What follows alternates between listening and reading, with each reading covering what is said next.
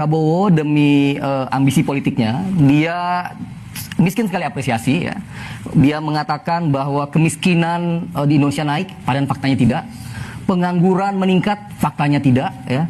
Katanya banyak tenaga asing masuk, angkanya kecil sekali, tidak seperti digambarkan. Anda ingin mengatakan bahwa yang jelek-jelek dalam Game of Thrones yang dianalogikan dalam pidato Pak Jokowi untuk negara adidaya itu Anda tujukan sebenarnya itu kalau di dalam negeri ada Pak Prabowo? Ya, simbolisasi Indonesia segera Pak Prabowo. Seperti Sosok seorang yang masa depannya kelam ya. Kita tahu bagaimana Pak Prabowo Ini Pak, saya diberi arahan ya untuk membantu beliau.